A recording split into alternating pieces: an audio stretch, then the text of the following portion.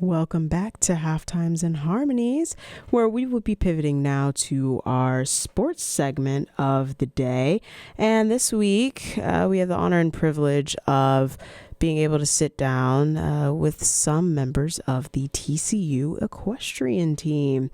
So the equestrian team here at TCU was founded in 2000 and during the 2006 and 2007 season. So they are currently in their 18th season of competition. Their home meets take place at KSM Bear Creek Farms, located in Burleson, Texas, a little bit south of Fort Worth, and that facility opened in 2019. So I was able to sit down with two of the four captains of the equestrian team, and they are part of the more English side of the team, and they'll explain that a little bit more. As a team, they were the NCEA, so the National Collegiate Equestrian Association. They were the runner-ups last year, losing to the school kind of to the west of us or east of us that we really don't like, but that's okay. That I talked to them about that and everything going into that and how that has kind of fueled this year. And currently they are 4-1 on the year, and they are ranked third in the nation. And this weekend they have a meet on the road against Fresno State. So they are in California for that. But I'll give you a little bio of the fantastic athletes that I was able to sit down with, and you all will hear shortly from. So first off, I had Ashleigh Scully. She is a grad student from Morristown, New Jersey, and she competes in the English side, so fences and flat. She had a fantastic decorated pre-collegiate career. She was a 4-time NCEA All-American, a 3-time NCEA All-Academic First Team. She's 2-time Big 12 Fences Rider of the Month, and she's been Flat Rider of the Month once. She is the NCEA Co-Flat Rider of the year in the 2022-2023 season. She's an all Big 12 conference rider in flat and fences in the 2022-23 season, and then she was the outright winner last year. She was also TCU's 2024 NCAA Women of the Year nominee for the school. So that's high honors from her. And then also I was able to sit down with Emy Lucibello, and she is a senior from Naperville, Illinois, so very close to Chicago. And she also competes on the English side rather than the Western side. She is a Big 12 All-Academic rookie. She made the All-Academic rookie team in 2021 and 2022. And she's an NCEA All-Academic honor roll in 2022 and 2023 season, and the academic all Big 12 first team in 2022 and 2023 as well. Before college, she did compete in the USEF, so the U.S. Equestrian Federation medal finals for 4 straight years from 2017 to 2020. And she has placed highly at other shows around the nation before college. So as you can hear, these are some fantastic athletes that I was able to spend some time with. So I'm really excited for you all to hear from Emy and Ashleigh. Well, welcome in. Here I have Ashleigh and Emy from the TCU Equestrian team. So excited for you all to join me today. So I first want to ask, how did you all get into the sport of equestrian? We can start with you, Emy. I sort of just fell into it. So my mom always wanted to ride growing up, but she never ended up riding. And so when I turned 5, she offered me a lesson for my 5th birthday. And I took it, and I guess I loved it because I'm still here. And it just worked out that there was a barn nearby, and I stayed with him for a long time, and worked my way up. Absolutely. And what about you, Ashleigh? Yeah, my mom immigrated from Germany, and back when she was there, she rode a lot. And then when I was little, I think I was maybe 4, she was taking lessons at a barn down the road, and then I asked one day if I could come along, and that's kind of how it started. And I grew up in northern New Jersey, which is a very kind of dominant area for English riding, especially, and so there were many opportunities for me to pursue that out there. Absolutely. And so, when did you all feel that you really wanted to take this seriously and take it to the next level? I guess I was around like 12, and I had a few years of horse showing under my belt, and then it really clicked that like I could take this to the next level, and it wasn't just a social thing, that like I had goals that I wanted to reach and wanted to pursue. And yeah, I guess around that age I started taking it pretty seriously.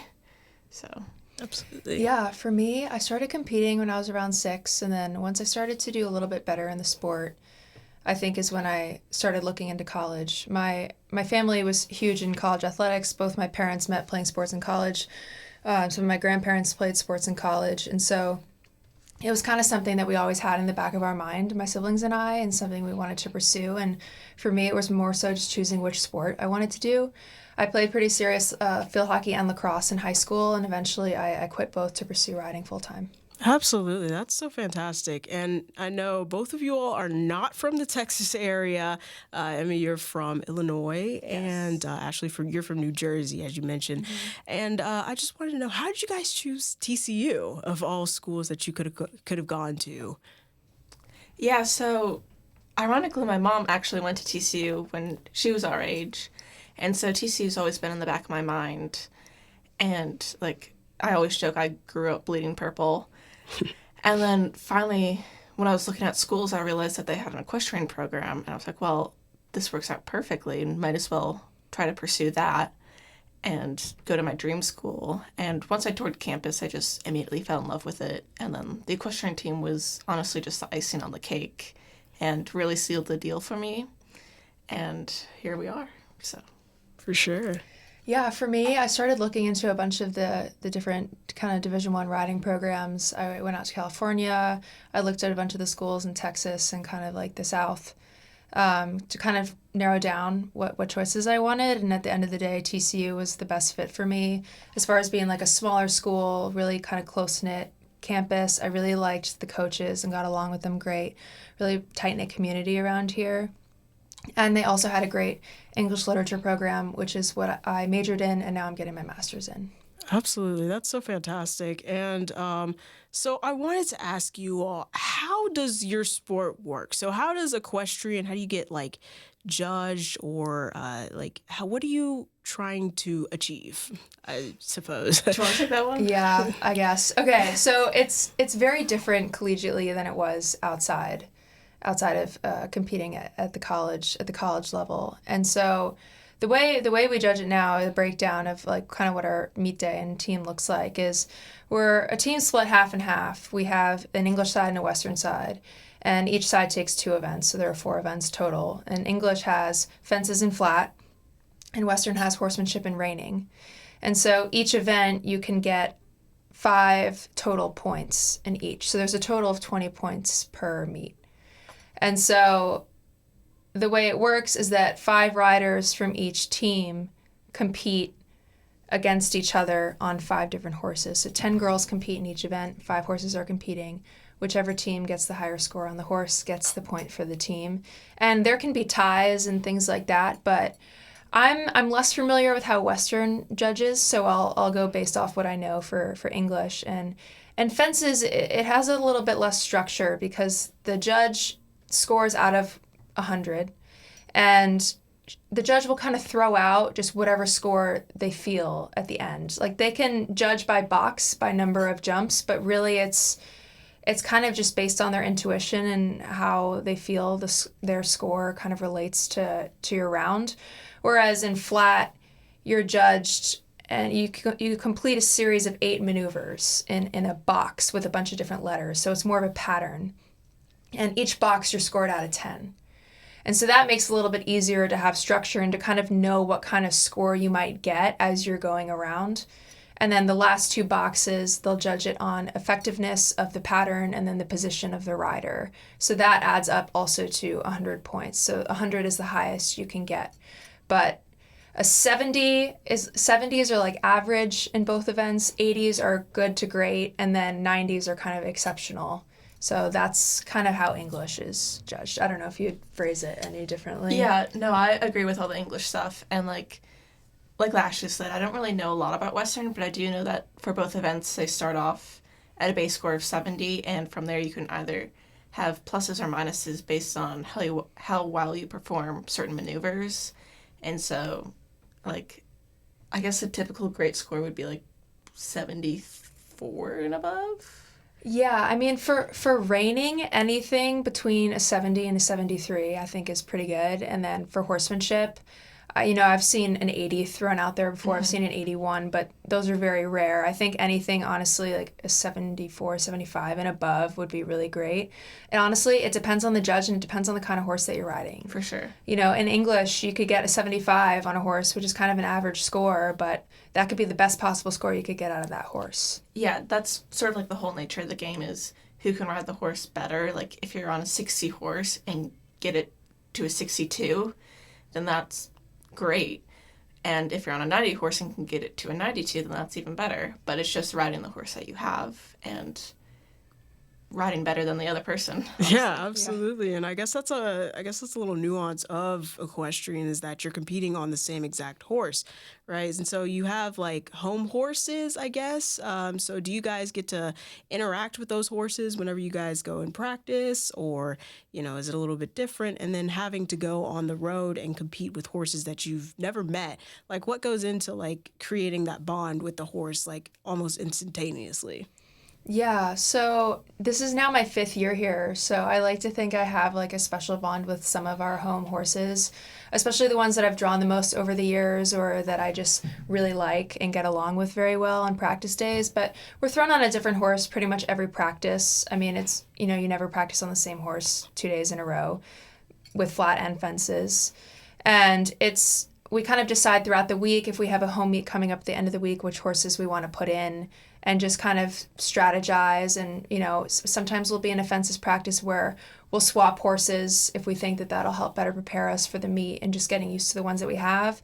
And then in preparation for away meets, we'll usually pull out our horses that we have a bit of a harder time with just to get more experience riding the more difficult horses, because at the end of the day, that can kind of equivalent to horses that we don't know very well or that are unfamiliar to us. And so, I practiced that today. I rode a horse that I'm not as familiar with at the barn to practice for our meet against Fresno State this Friday, which will be in California.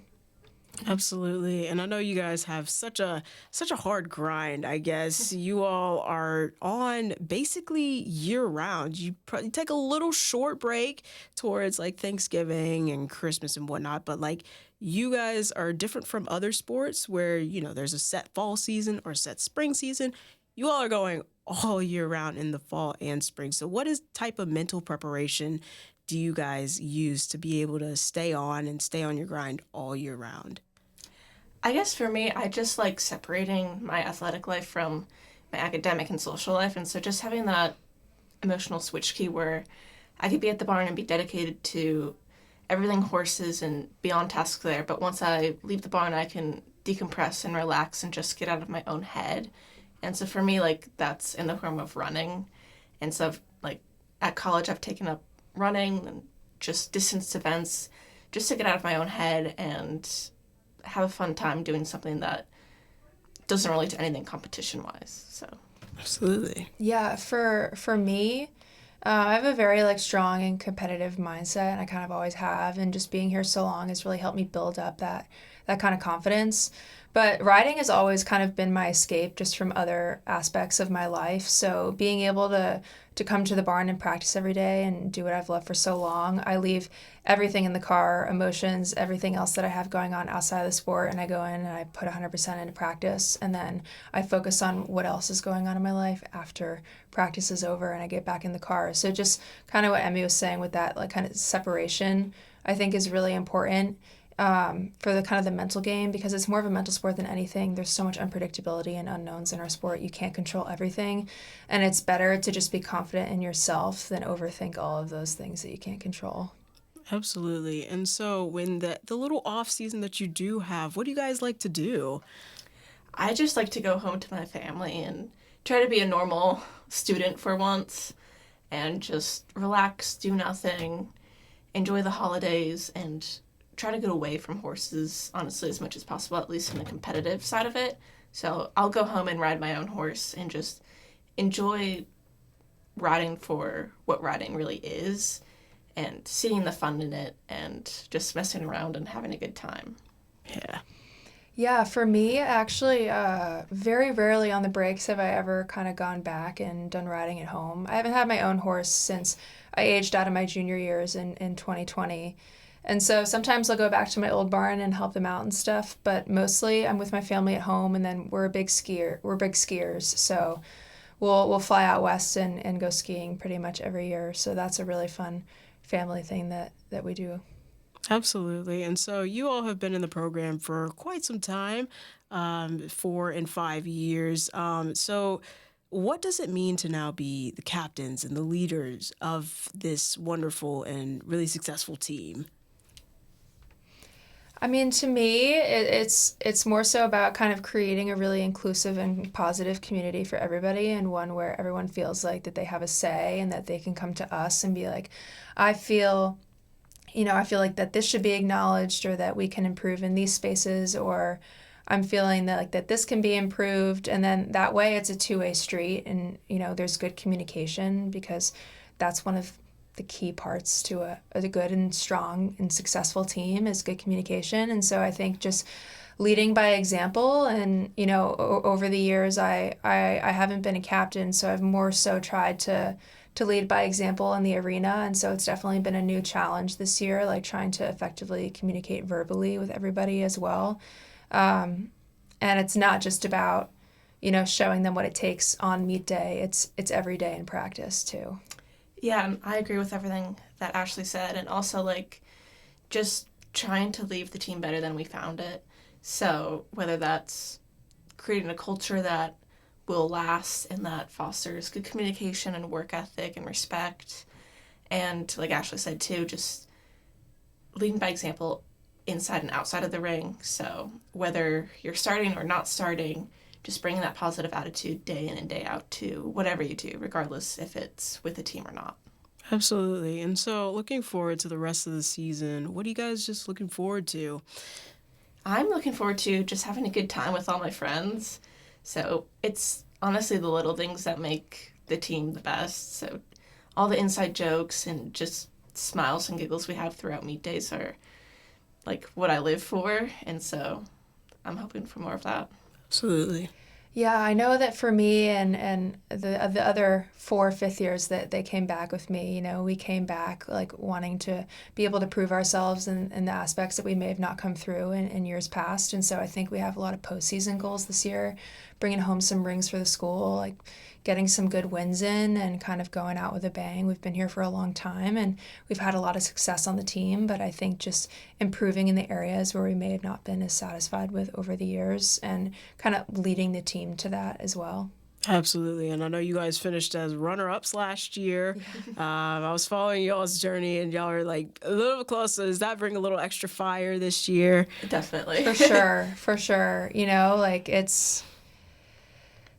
We're a competitive team. We're a successful team. We were number one pretty much all year last year, and so I think now just kind of we're focusing on staying in the top couple spots in the rankings, and then coming in postseason and keeping that fire burning all year. Because as you said, we are an all year sport, so we got to keep that energy all year and practice competing tired, as our coach has been saying. We've had 9 meets this fall, including our scrimmage. We have 3 more left, and so I think that this fall is really good practice for us heading into the postseason. We get a bit of a break in early February before some more things come around and start, but I think that just this constant like every week meet day kind of atmosphere and environment, I think competing with that kind of pressure is really going to help us out later on. Agreed. And I think too, like, we'll hopefully be the first TCU team that brings home the national championship. And so just like keep pushing on and bringing our 110% day in and day out in order to carve that path for future teams down the road. Absolutely. And since my show, we talk about musical genres as well.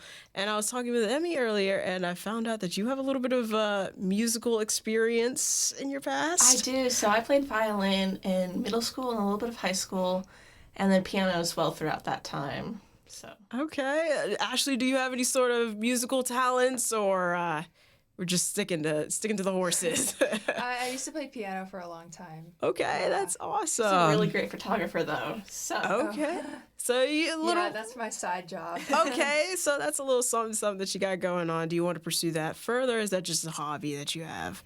Yeah, I mean, that's like my full-time job. It's been my full-time job since I was like 12 or 13. So that's like a whole other kind of side to my life. And I would love to have a career as like a photojournalist and a writer, I think is like my main goal. I've worked in a lot of different museums over the years too, and I love doing that. But currently, I've submitted an application to teach English in Norway for a year after my time here. Okay, so that's I'm hoping exciting. that works out. I'd love to have the experience of teaching abroad and then figure out what I'll do full time. Absolutely. That's great that you all have everything going for you. I wish you all the best for the rest of the season, and y'all continue your success. Thank you guys for joining me so much. Yeah, thank you for having us. That was really exciting to have both Emy and Ashleigh with me in studio, and getting to like just hear about the world of equestrian and everything that goes on, because I feel like it's probably not that talked about that much. I don't think many people really think about equestrian as a collegiate sport, but there is a whole other world out there, and they compete at the highest level. They are some of the most amazing athletes. It's a mental and physical sport, and it was fantastic getting to be able to speak to them and learn a little bit about their sport and just themselves as people as well. And they are well on their way to greatness this season and hopefully winning this year. I also forgot to mention that they were the runner-ups in the Big 12 as well last year. So we're hoping to get that clean sweep of conference and national titles this year. And they're off to a great start this season. So they're looking to continue that success all throughout the rest of this year and then early next year as well. But thank you guys for joining me this week for Halftimes and Harmonies.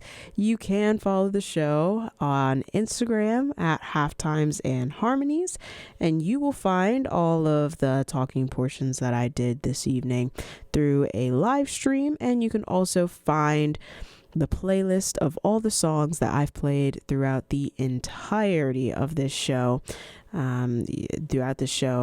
today, and also on past shows as well, through a Spotify playlist and the link in my bio there. So yeah, you can go check out, if you missed part of the show, you can go see the earlier parts where we were talking about Baroque pop earlier. But thank you guys so much again, and I hope you enjoy the rest of your Thursday evening.